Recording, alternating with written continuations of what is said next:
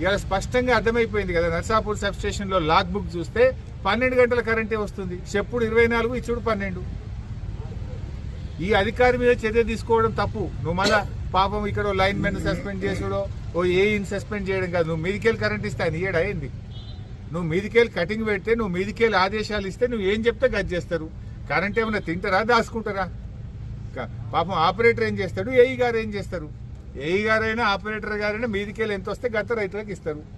నువ్వు మేము వచ్చి చూసినామని చెప్పి లైన్ మెన్నో ఏఈల మీద చర్యలు తీసుకోవడం కాదు. ఎందుకంటే ఏమైంది, మేము ఆడ ట్రాక్టర్ సిప్పల్తుర్తికి పోయి ఆడ ట్రాక్టర్ మూలకు పడి ఉన్నది, గ్రామ పంచాయతీలో డీజిల్ లేదని చెప్పిర్రు. పాపం డీజిల్ లేదంటే నువ్వు పంచాయత్ సెక్రటరీకి సస్పెండ్ చేస్తే, నువ్వు మీదికెళ్ళి పైసలు ఇచ్చినాక డీజిల్ పోయారా, ట్రాక్టర్ నడపరా? నువ్వు మీదికెళ్ళి కరెంట్ ఇచ్చినాక ఆపరేటర్ ఏమైనా దాచుకుంటాడా కరెంటు? బరాబర్ రైతులకు ఇస్తాడు. నువ్వు మీదికెళ్ళి బంద్ పెడుతున్నావు. కింద చిన్న చిన్న అధికారుల మీద చర్యలు తీసుకోవడం కాదు, నిజాయితీగా 24 గంటల కరెంటు రైతులకు ఇవ్వాలని డిమాండ్ చేస్తున్నావు.